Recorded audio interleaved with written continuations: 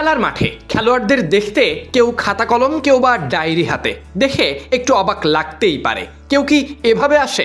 উল্লেখ্য, ক্রিকেটাররা তাদের ডাকে সাড়া দিয়ে গেছেন উৎসুক হয়ে।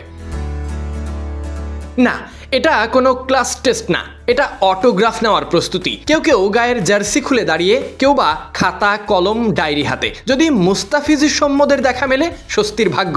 পরিশেষে দেখা গেল সবার আবদারও পূরণ হলো। সৌম্য মুস্তাফিজরা যতটুকু সম্ভব পূরণ করেছেন। ওয়ালের মাঝে একটুখানি ফাঁকা, সেই ফাঁকা দিয়েই মাথা, কারো মুখ, কারো বা নাক ঢুকে আছে। অপেক্ষা এক পলক দেখবেন বলে দাঁড়িয়ে আছেন, হয়তো অনেকের ঘণ্টাখানেকও পেরিয়ে গেছে। এমন দৃশ্য নিয়মিত। সকাল থেকে যুক্ত হয় নতুন কেউ, তবুও সরে যায়নি অনেকে। ভক্তদের কেউ আর্জেন্টিনার জার্সি পরে, কেউ বা লাল সবুজের জার্সি গায়ে। এদিকে মিলেও গেছে, মারাদোনার ভঙ্গি আর চুলের স্টাইলও মিল এনেছে। সৌম্য সরকার এতটুকুতেই যেন অনেক কিছু। ভক্তদের সঙ্গে কথা বলেছেন, সেলফি তুলেছেন, খাতা কলম ডায়েরি আনা লোকেদের সাইন দিয়েছেন। মিরপুরে এমন দৃশ্য এখন নিয়মিত।